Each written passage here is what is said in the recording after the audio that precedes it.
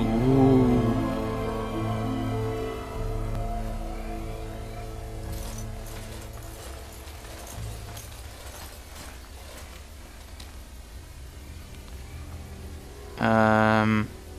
Let's have a look at the guards. Guards wore the uniform of Ban Loren, a minor lord well known and little loved for the fluidity of his allegiances. Alright? What about the unarmed man? Surprised to recognise the uniform of King Kaelin's honour guard. A memory comes to you. You fought alongside this man at Ostagar. Well, I think we're going to fight these guards off. Protect this guy. You're surprised to... Oh! Hello? Yeah! Right, how do we get down? Because this is actually a really, really good defensive position. So I think everyone... Right.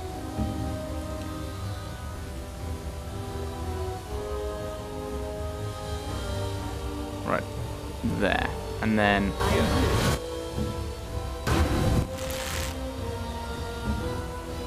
Yeah, so we'll just take... We'll just...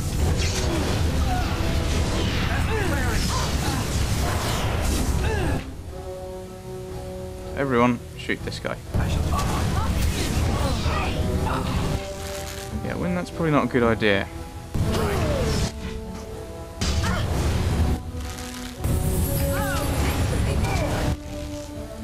Now you go to the stabbing. But yeah, I think you guys should probably still be thinking about how best to take these guys on. At range. Range is good.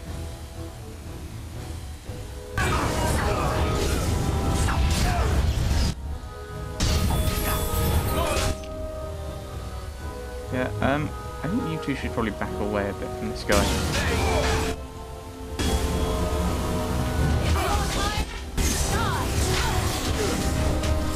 Oh, I should probably be looking at... Why are you putting shield cover? Oh, there are some guys who are doing the whole...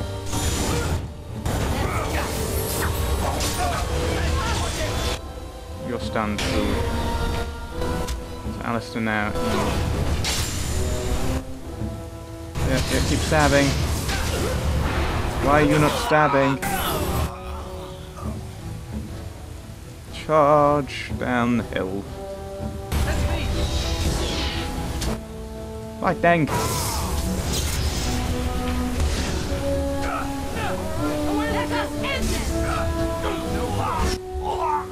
Everyone attack this guy.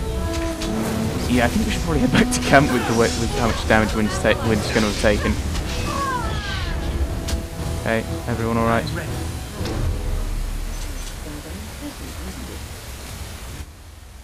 From Oregon, can you loot? Right, that might be quite useful.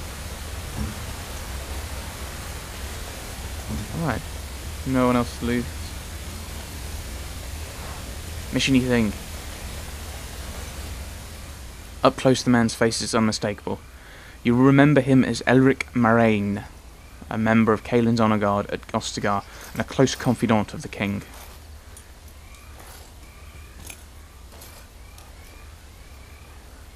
Thank you. I didn't expect the band's men to notice my escape so quickly. I tried to hide here in the woods, but there wasn't time. And now I'm a dead man. What would you mean there wasn't time? You were there in Ostagar. You know how things went. For me it was either this, or die in some dark spawn's belly, or be hung as a deserter. You deserted? I dare say most people think the same of you and me, if not worse. I fled the battlefield when Loghain betrayed us. I abandoned my men, and they died. And Kaelin with them. He was my king, my friend, maker. All that time in Ban Loren's prison. And I couldn't stop thinking about all they suffered that one dark night at Ostagar.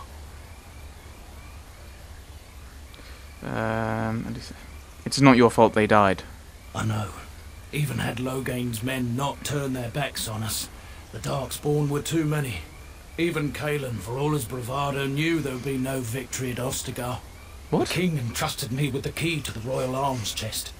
If anything were to happen to him, he said, it was vital I deliver it to the wardens. Why didn't he just give the key to Duncan? He didn't get the chance. Duncan was so busy with the new recruits and keeping Loghain at bay. Whatever his reasoning, it's me Caelan entrusted it to. Is the chest important? The royal arms chest. It's where Caelan kept his father's sword, the one he always said he'd slay the archdemon with. More than that, there was a secret compartment where he kept documents concerning his dealings with Empress Selene and the Orlesians. Do you still have the key? The Maker has a sense of humour, doesn't he? I suppose it's for the best, however. Had I kept it, it would be in Ban Loren's hands by now. But you said Caelan entrusted it to you. I was afraid. I thought I would lose it on the battlefield, so I stashed it in the camp. Please, it's probably still there. Where? The key's behind a loose stone, the base of a statue. I'll draw a map for you, so you'll know where to search. You'll be taking me along, won't you? Call me sentimental, but I left behind some dark spawn that really deserve a sword through the middle. The events at Ostagar still haunt my thoughts, Warden. If that is where we are headed, I would like to accompany you. It is vital that the King's documents do not fall into the wrong hands. As for Maric's sword, it is too powerful to be pawed at by those monsters. Same for the King's other arms and armor. And if you happen to find Caelan's body, see it off. He was our king. He shouldn't be left to rot amidst the Darkspawn's filth. Of course. And that was a death rattle. Yes. Not going to look at the codex. And of course we have the new quest, Return to Ostagar, which is what we shall be doing at some point down the road. Yes. So I think we're going to head... So yeah, we can head back there now, but when we won't, we're going to head to camp. I have been studying Mother's grimoire. Do you wish to hear what I have found?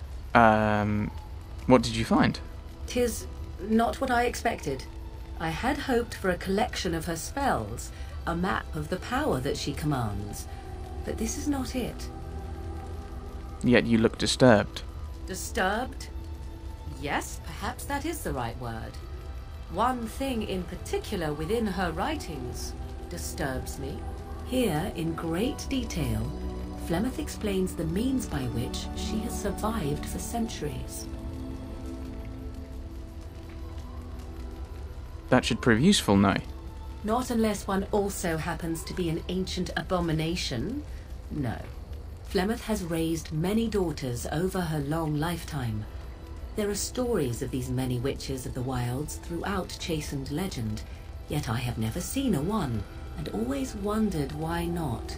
And now I know. They are all Flemeth. When her body becomes old and wizened, she raises a daughter, and when the time is right, she takes her daughter's body for her own. So why would she risk sending you with me? I do not know. Perhaps 'tis as she said, the Darkspawn threaten her as much as they threaten anyone else. Or perhaps she believes that this journey will make me more powerful.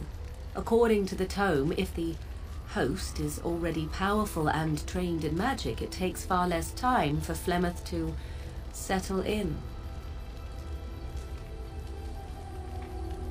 Are you certain? Indeed.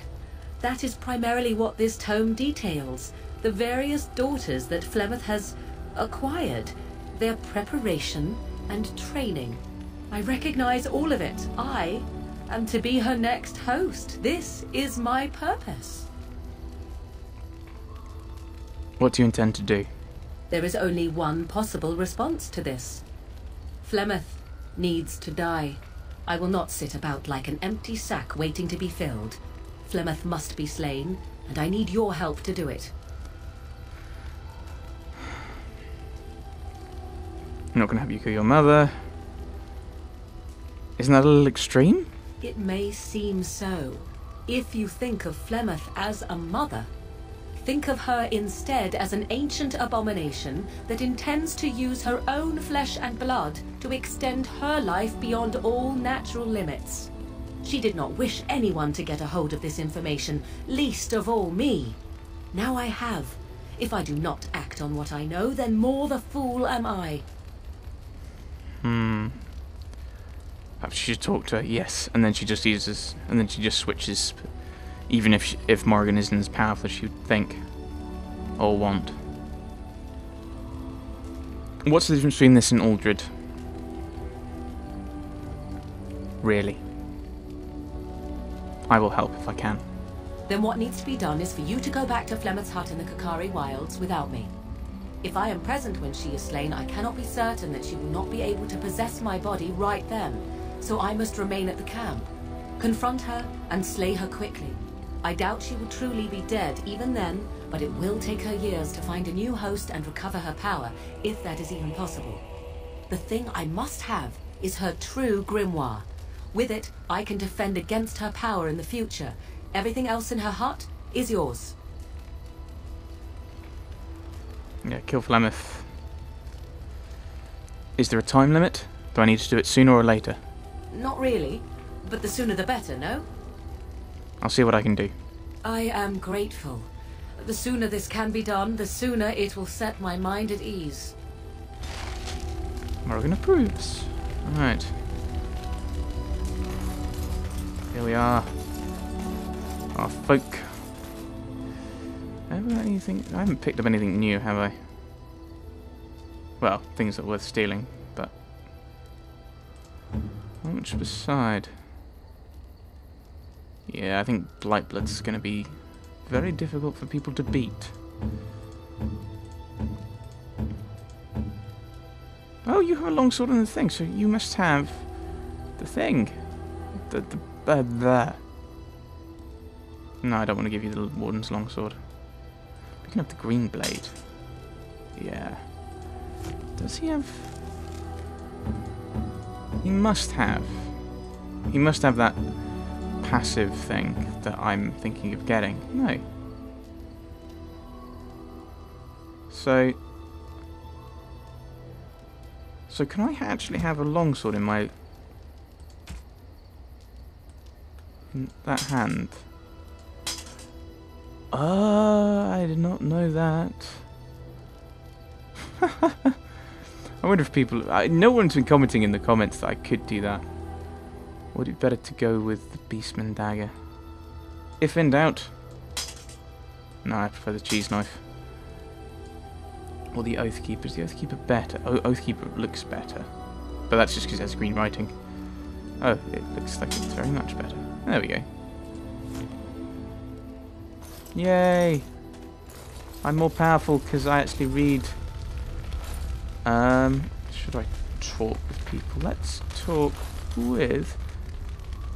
Let's talk to Liliana actually. Again. Something I can help with? I'd like to talk to you about something. Yes?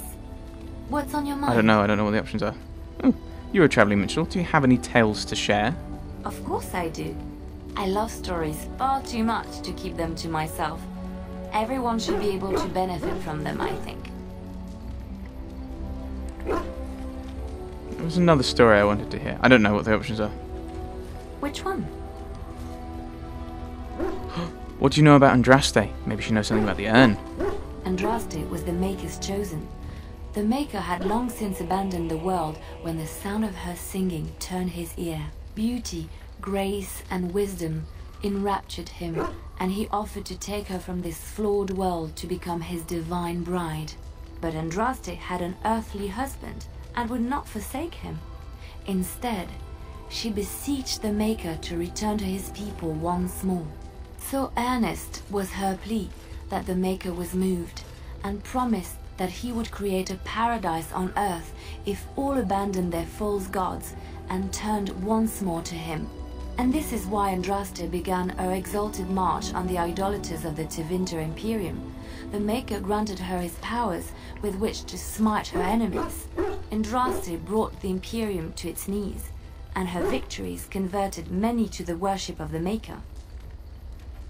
How did she die? Alas, it was the frailties of men that betrayed and killed Andraste.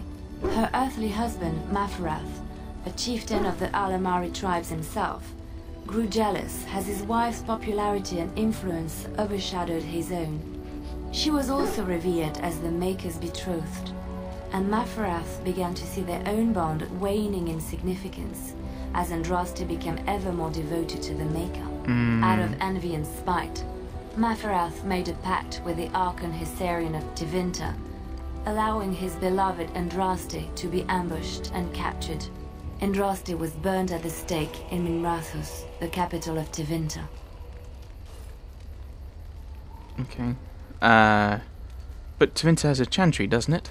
The Tevinter chantry claims that in Andraste's last moments, Hysarian's heart softened, and he heard the voice of the Maker telling him to end her suffering. He plunged his sword into her heart, and as her blood washed over his hands, he became one of the faithful. Dissenters said that the Archon only converted because he could not stem the tide of Andraste's cult, and was forced to do so to stay in power. We will never know for sure. Okay, let's move on. Nothing about the urn. I'm saddened by that. Right, well, we had a bit of a chat with Morrigan and a chat with Liliana. Maybe to begin with the next session I'll do a cycle again, which will mean talking to Liliana and Morrigan again, but I don't know. That will be next time. We've done quite a bit. We've dealt with the demon. We just need to go to the urn. Found I have a new weapon. We have another companion, Zevran. Wonderful. We've equipped people, and we now know that we should probably be thinking about going back to Ostagar at some point. Next time, I don't know what we'll be doing. We've got quite a few things in Denerim, but on the way to Denerim there is Soldier's Peak. Maybe we'll go there. I haven't decided yet. But thanks for watching, everyone.